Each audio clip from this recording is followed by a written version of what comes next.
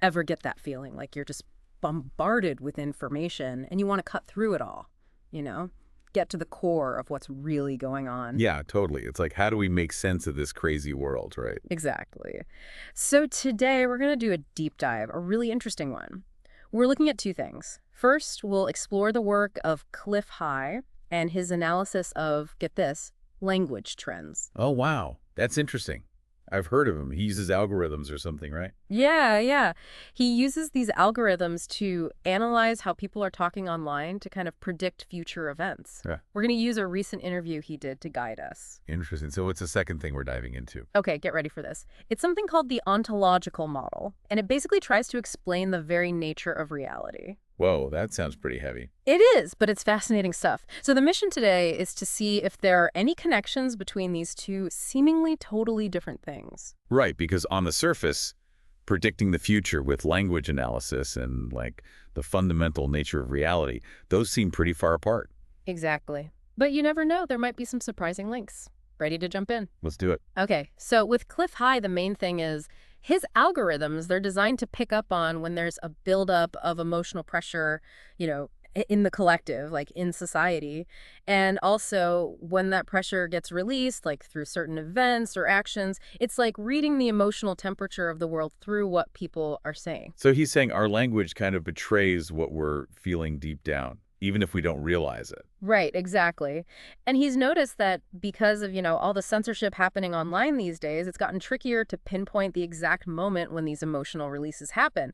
But he can still see those broad patterns of pressure building and then eventually kind of exploding. Makes sense. It's like, even if you try to muffle things, the underlying pressure is still there. It's got to come out somehow. Yeah, that's a great way to put it. And he used a very relevant example. The attack on Paul Pelosi. He saw all the initial reactions, the shock, the political back and forth, all of it as both a sign of this pre-existing tension and a release valve.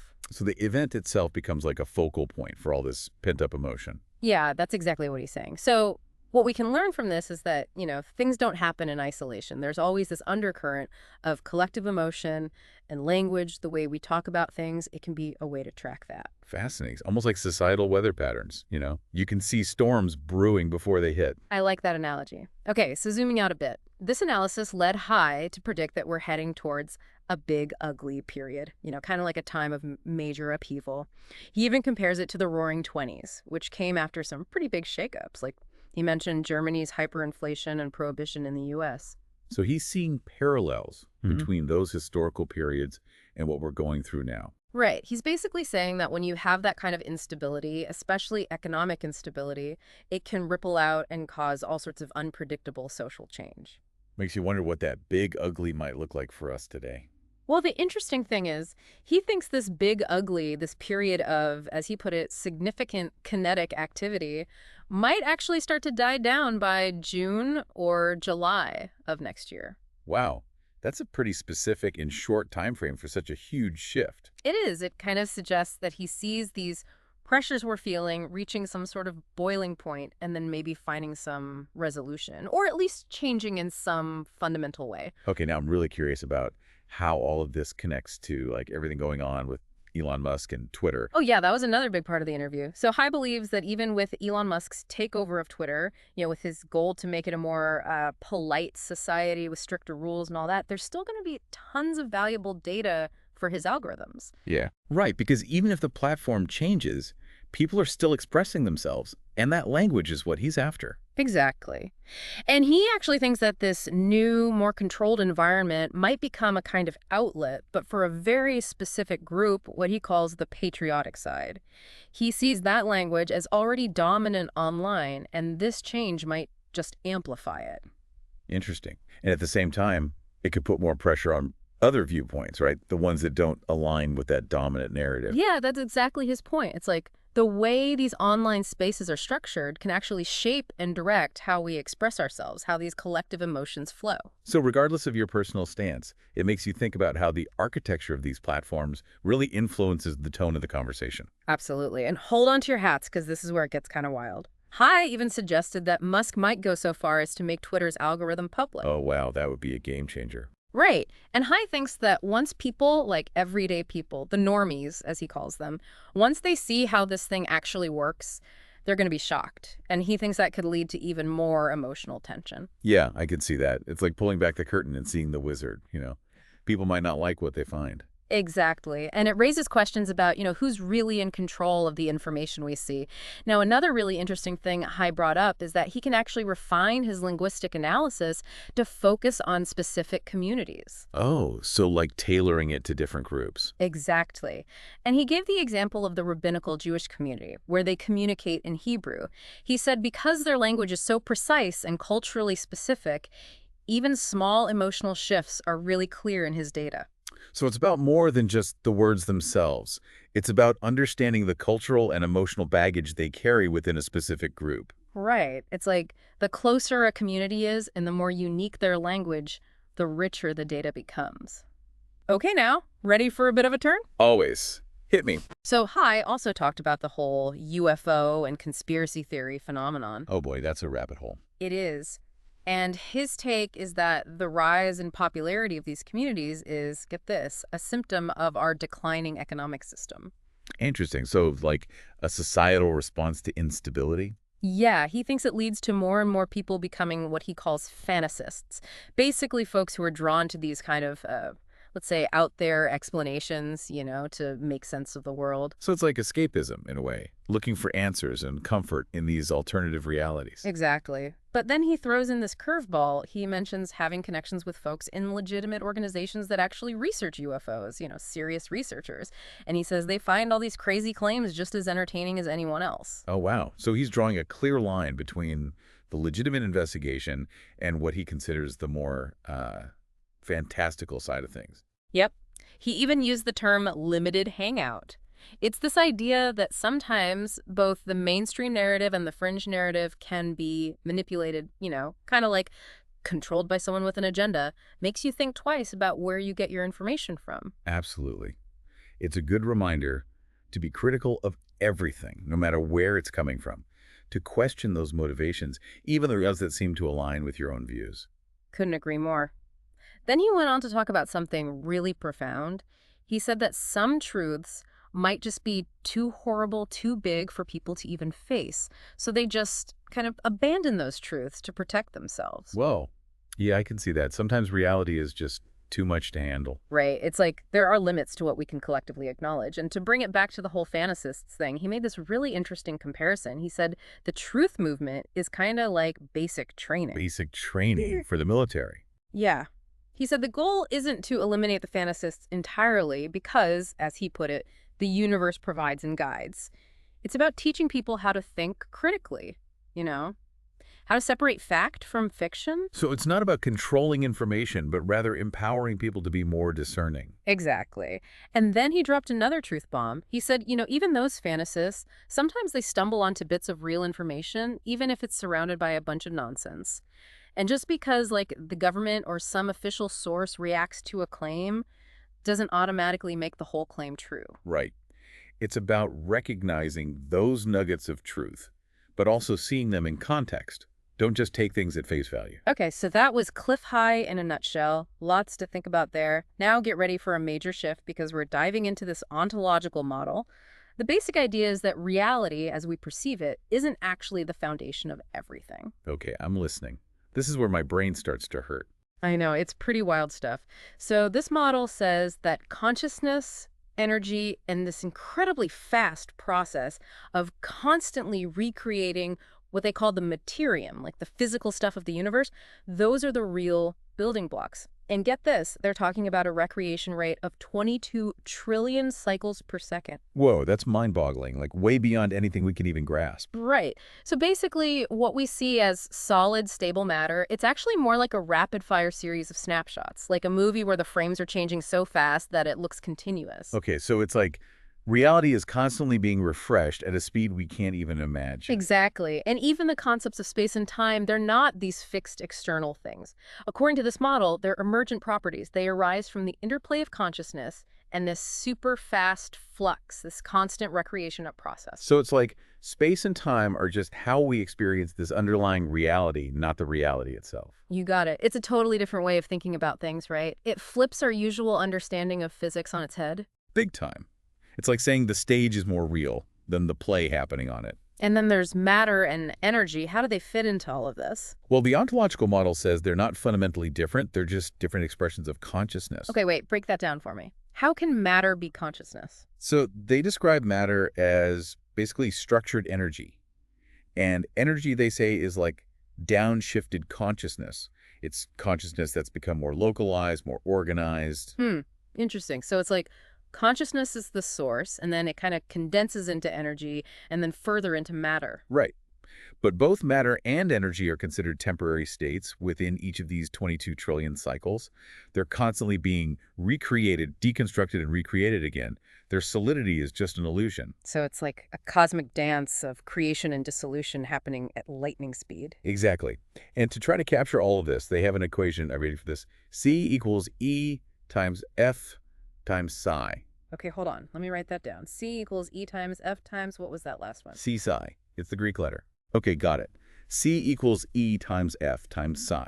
Now break it down. What does it all mean? So C is consciousness. It's the foundation. E is energy, which they see as like the potential within consciousness. Yeah. F is the flux, the rate at which reality is being recreated. And psi, that represents intention. It's like the active role consciousness plays in shaping what emerges. Intention. So it's not just that we're observing this reality, but we're actually participating in its creation through our intentions. Exactly. It's a much more active role for consciousness than we usually consider. It makes you wonder about the power of our thoughts and intentions, you know. Right. Now, where does Einstein's famous equation, E equals mc squared, fit into this? Ah, good question. I was wondering about that. Well, the ontological model sees that equation as describing things from a much more static viewpoint. It's like a snapshot of a relationship within a much more dynamic reality. So it's not wrong, it's just incomplete. Exactly. It's like looking at one frame of the movie instead of the whole film. The ontological model is saying that matter and energy are not just interchangeable, but they both come from consciousness and this constant flux. And what about those constants we always hear about, like the speed of light? Are they still constant in this model? Well, that's another mind-blowing thing. They suggest even things like the speed of light might be emergent properties of the flux, so not really constant in the absolute sense. Wow. So everything's in flux, literally. Yeah. It's a truly dynamic picture of reality. Absolutely. And there are a bunch of other fascinating relationships that emerge from this perspective. For example, they say the energy we experience is actually a byproduct of the creation and recreation process itself, not something that's just added on to matter. That's a really different way of thinking about it. Right. And another, matter isn't just this inert stuff. It's seen as structured consciousness, like a specific arrangement of this fundamental consciousness. So in a way, everything is conscious, just at different levels of complexity. Yeah, that's kind of the idea. What about us, though? How does our individual consciousness, our life, fit into this model? Well, they say that what we experience as life, as our individual consciousness, can actually interact with the flux around us. It's like we have a localized effect on this constant creation process. So we're not just passengers, we're co-creators. Exactly. And they believe this could explain things like biofields, intuition, even the idea that our thoughts can influence physical reality. So the things that we often dismiss as woo-woo might actually have a scientific basis in this model. Potentially. Yeah. Now, they also talk about energy recycling within each of these ultra-fast cycles. What do they mean by that, like cosmic recycling? Kind of. So when matter and energy break down at the end of each cycle, they're not destroyed. They get absorbed back into the fundamental energy and consciousness that drives the whole thing, ready to be formed into something new in the next cycle. Wow, so it's a closed loop. Nothing is wasted. Exactly. It's like ultimate sustainability. And then, of course, there's the role of intention. Right, you mentioned that earlier. How does that work? Well, in this model, intention is seen as the thing that directs the flux. It's the force that shapes the forms and patterns that emerge as matter and energy. It's like the sculptor's hand guiding the clay. So our thoughts, our desires, they actually have a tangible impact on the reality that's being constantly created. That's the idea. And the model even gives some additional formulas to express these relationships more precisely, like the energy imparted by the pulse. They have an equation for that. M equals CF times delta, F times F local. So that's trying to quantify how energy arises from the flux, consciousness, and the influence of local consciousness. Right. And then there's an equation for the creation of matter from consciousness. M equals alpha times CF times psi. Showing how matter is directly linked to consciousness and intention. Exactly. They even have one for the persistence of local consciousness, basically, lifespan. PLC equals CF times TL times omega. So that's suggesting our lifespan is connected to both fundamental consciousness and how well we align with this pulse, this rhythm of reality. Yeah. And last but not least, there's the equation for energy recycling. E recycled equals m times 1 minus kappa. Reinforcing the idea of closed loop, a cyclical system where energy is constantly being reused. Okay, so we've explored these two very different perspectives, Clif High with his linguistic analysis and this ontological model.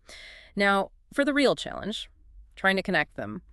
What if Cliff High's emotional pressure, the stuff he's measuring through language, is actually related to the consciousness and intention that the ontological model says are fundamental to reality? Whoa, okay. That's a big leap, but go on. Could it be that these big shifts in collective emotion, like the ones High's tracking, actually affect the flux, the way reality is being constantly created? Could our emotions be shaping the world around us in a much more literal way than we realize? That's fascinating.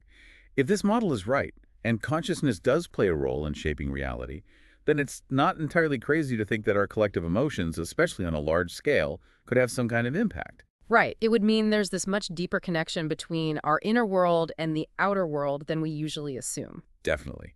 But it's important to remember that these are two very different approaches. Cliff High is looking at concrete data, observable patterns in language. The ontological model is a very abstract, theoretical framework. It's like comparing apples and oranges. True. But what if they're both looking at different aspects of the same underlying phenomenon? Okay, I like where you're going with this. So what about High's prediction of this big, ugly period? Could that be seen through the lens of the ontological model as a period of massive transformation in the materium, driven by a change in collective consciousness or a surge in specific intentions? That's a really interesting way to look at it. Huh. If these periods of social and emotional upheaval do correspond to shifts in the flux, and the flux is influenced by consciousness and intention, then yeah, High's Big Ugly could be a sign of a major shift at the very core of reality. And what about the fantasists, the ones High is so skeptical of? Could they, in some way, be picking up on the idea that consciousness plays a bigger role than we think, even if their interpretations are distorted or misguided? That's a thought-provoking point. I mean, we can't dismiss the persistent human fascination with the unknown.